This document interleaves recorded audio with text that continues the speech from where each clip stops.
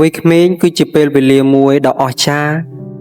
ដែលពោរពេញទៅដោយក្តីសុបិននិងការសម័យនៅពេលដែលខ្ញុំនៅជាកូនក្មេងគឺខ្ញុំបានកំណត់ក្តីសុបិនរបស់ខ្លួនជាច្រើន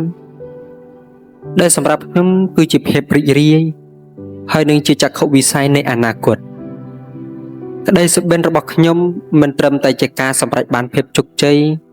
ក្នុងការសិក្សាឬការងារទេប៉ុន្តែវាគឺជាការសម្រេចបានសុភមង្គលនិងជីវិតដែលមានភាពរីកចម្រើនខ្ញុំចង់ក្លាយជាមនុស្សដែលអង្គអាចជួយសង្គមនិងគ្រួសាររបស់ខ្ញុំបាន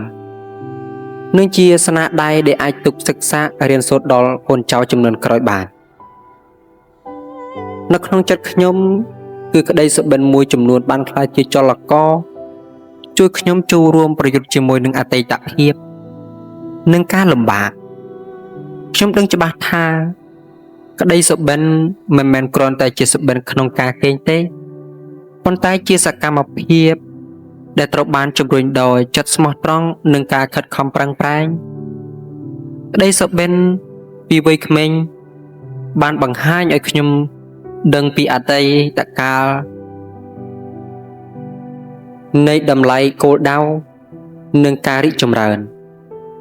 ពេលខ្ញុំបានដឹងថាខ្ញុំចង់ទៅណាខ្ញុំក៏បានចាប់ផ្ដើមដំណើរការរកវិធីទៅដល់ក្តីសុបិននោះ